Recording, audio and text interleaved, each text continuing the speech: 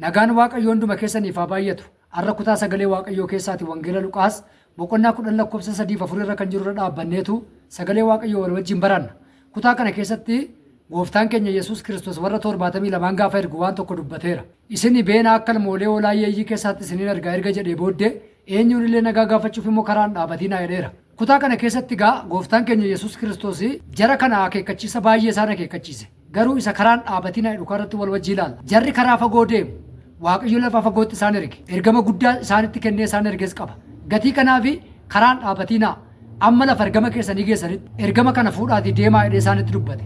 Asumarra dhaabachuudhaan sagalee Waaqayyoo mata duree nama fagoo ga'u irratti wajjii ilaalla.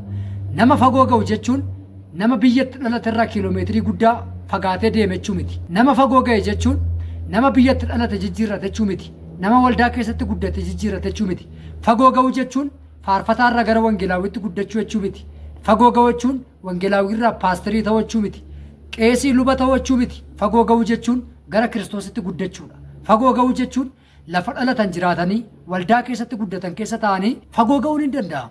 Fagoo ga'u jechuun mul'ataan fagaachuudha. Ilaalchaan fagaachuudha. Teessuma lafaa irratti hundaa'u fagaachuun. Namoonni tokko tokko biyya keessatti dhalatan keessaatii barumsaan biyya kan biraa dhaqanii tajaajilaan biyya kan biraa dhaqanii abee tabalu fagaateera jedhu. Namni akkasiis immoo ani baay'ee fagaadheera jedha. Fagoo ga'u jechuun mana ofii keessa ta'anii Waaqayyotti siquudha. Kiristoositti guddachuudha. Fagoo ga'u jechuun akkasidha. Egaan amala nama fagoo ga'uu ilaalla. Amala nama fagoo ga'u namni fagoo ga'u amala argisiisu qaba. Oromoon akkasidha. Sirba kaa'aa beeku jedha. Akkas jechuun ka'umsa irratti beekama namni fagoo ga'u.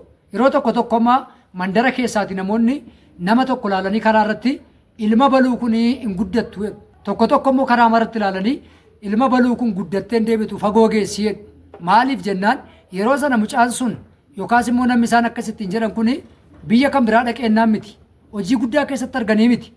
Ilaalcha isaa irratti hundaa'anii, adeemsa isaa irratti hundaa'anii, amalanni safaraa argisiisuu irratti hundaa'anii, amalanni waldaa keessaa agarsiisuu irratti hundaa'anii nama guddaa ta'a, nama guddaan ta'u, fagoo ga'a, fagoo hin ga'u.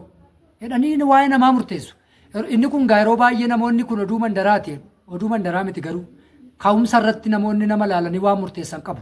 Ka'umsi keenya baay'ee murteessaadha.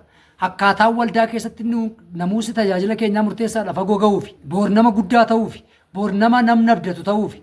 Boor nama Waaqayyo garaan isaatti gammadu ta'uuf nuuni akkaataan ka'umsa keenyaa, akkaataan hojii keenyaa, akkaataan jalqabbii keenyaa, namoonni nuun waldaa keessaa qabnu, namoonni nuun gurmuu keessaa faarfannu keessaa qabnu, namoonni nuun warra wajjin tajaajilu wajjin qabnu, namoonni nuun geggeessitoota waldaa keenyaa wajjin qabnu baay'ee murteessaadha.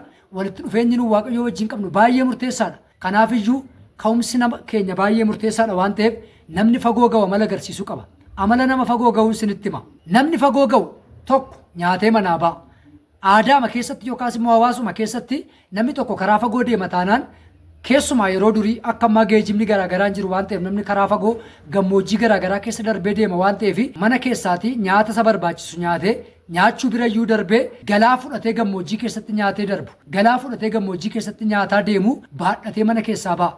Abbootiin keenya yeroo durii akkas gochaa turan. Galaa baadhatanii deemu. Nyaatanis manaa ba'u. Karaa fagoo deemu waan ta'eef lafa nyaatanii waan hin qabneef lafatti beelaa waan hin beekneef gammoojjii keessa waan adeemaniif karaa fagoo waan adeemaniif nyaatanis manaa ba'u nyaata baadhatanis deemu. Hojii hafuuraa keessattis akkasidha. Waldaa kiristaanaa keessattis akkas ta'uu qaba. Waamicha Waaqayyo nama waame keessattis namni boor fagoo ga'u namni boor karaa fagoo deemu nyaatee manaa ba'uu qaba. Maal nyaannasa jedhuufi dubbii sagalee Waaqayyoo sirriitti nyaate dubbii sagalee Waaqayyoo sirriitti bilcheessee nyaate manaa ba'uu qaba. Hisqeel boqonnaa 2 lakkoofsa 8 irratti Waaqayyo Hisqeeliin akkas jedhe akka warra hima diddee sanaan ta'in waan sii kennu afaan kee banii nyaadhu jedhe. Hisqeel dura namooti baay'een ka'anii hima diddee ta'anii karaatti hafaniiru waan ta'eef humna dhabaniiru waan ta'eef karaa fagoon deebiin hafaniiru waan ta'eef karaa fagoof abdatamanii karaa gabaabaa keessatti kufaniiru waan ta'eef akka warra hima diddee sanaan ta'in waan sitti nu dhaga'i afaan kee baniis nyaadhu ittiin jedhe. Maal nyaannannee dhugaa dubbii sagalee Waaqayyooti. Hisqeeluma boqonnaa 3 lakkoofsa 1 irratti immoo akkasidha. Macaafa marame kana nyaadhu garaa kees guuttadhu jedha. Nyaachuu fi garaa guuttachuun garaagara. Nyaachuu jechuun calluma jiranii afaan sochoosuun iyyuu nyaachuu ta'uu danda'a. Garaa guuttachuun garuu waan nyaatamu tokko waan garaa namaa keessa guutu tokko jiraachuudha. Kanaafiyyuu nyaadhu garaa kees guuttadhu jedha. Namni fagoo ga'u waan hundee hin qabne irraa of eeggata. Namoonni tokko tokko gaafa karaa deemuuf ka'anii waanuma argan biratti gajjedhaa, waanuma argan ilaalaa, waanuma argan qaqqabaa deemu. Yeroo baay'ee namni karaa fagoo deemu akkas hin godhu. Safararra nama naanna'u miti waan ta'eef biyya kutee biyya fagootti waan adeemuu fi cabsee deema malee waan karaarra arge bira dhaabataan oolu abbaa arge wajjin karaarra dhaabataan oolu namni karaa fagoo adeemu gabaa keessa qaxxaamuree deema malee gabaa keessa naanna'an oolu gabaa keessa nama gosa sadii jira tokko nama gabaa keessa taa'u lama nama gabaa keessa naanna'u sadii nama gabaa keessa qaxxaamuru yookaan nama gabaa keessa darbudha namni gabaa keessa taa'u waa gurgura namni gabaa keessa naanna'u waa gabaa keessaa bita namni gabaa keessa darbu immoo karaa tochiin isa geesseef malee karaa fagoo deema achi keessa darbuu waan qabuuf keessa dhaqe malee dhimma gabaa qaba miti gabaa addunyaa kanaa keessa darbuu namni danda'u namni karaa fagoo deemu nama waan arge biraan dhaabbannedha nama waan arge adda baafatee beekuu danda'udha kanaafiyyuu amala nama fagoo ga'uu keessaanichi lammeeffaan waan hundee hin qabnetti of eeggata waan arge biratti hin kufu Daaneel iyyoo ilaaltan Daaneel nama biyya Baabiloon keessatti dargaggeessa dhiibbaa uumedha. Biyya garbummaa bitamee dhaqe keessatti nama dhiibbaa guddaa uumedha. Daaneel nyaata mootichi nyaatu, dhugaatii mootichi dhugu, isanni namootaaf qopheesse nyaachuuf dhuguurraa of qusatee garaa isaa hidhatee jabaatee dhaabateetu dhiibbaa guddaa geggeesse.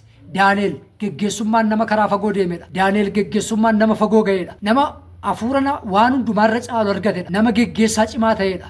Nama waaqayyo duukaa turedha. Kana hundumaa kan inni godhe waan hundee hin qabnerraa nyaata boor arra nyaatanii boor beela'anirraa dhugaatii arra dhuganii boor immoo dheebotanirraa of eeggatee nama guddaa akkasii ta'e nama guddaa akkasii ta'uu barbaadda taanaan waan hundee hin qabnerraa of eeggachuu qabda. Kanaafiyyuu namni karaa fagoo deemu namni fagoo ga'u namni waaqayyoo borojii guddaaf abdatu waan hundee hin qabnerraa of eeggata. Inni sadeeffaan namni karaa fagoo deemu yookaan namni fagoo ga'u yeroo hundumaa waaqayyoon kadhata. Namni fagoo ga'u yeroo hundumaa mana jala taa'ee nama mataa oola miti. Mana bunaa jala taa'ee maqaa namaa balleessaa oola miti. Mana bunaa jala taa'ee maqaa namaa xureessaa oola miti. Yeroo hundumaa namni karaa fagoo deemu, namni waaqayyoo lafa fagoon isa ga'u, namni geggeessummaan guddatu, namni tajaajilaan guddatu, namni gara waaqayyootti guddatu yeroo hundumaa kan kadhata waaqayyoon. Waaqayyoon kadhachuun karaa ittiin guddatanidha.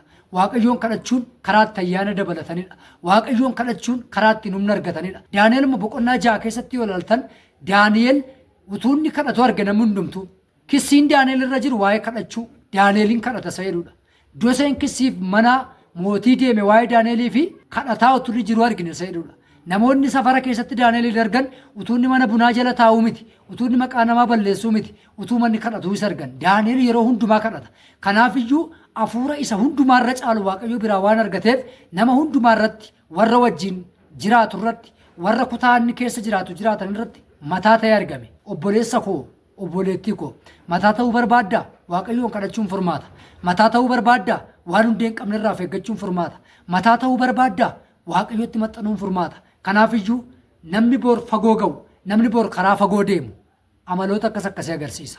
An dubbii sagalee waaqayyo isinitti dubbataa kan hin ture obboleessa keessan Galataa Dinsaati. Dubbii kanatti akka eebbifamtan shakkii hin qabu.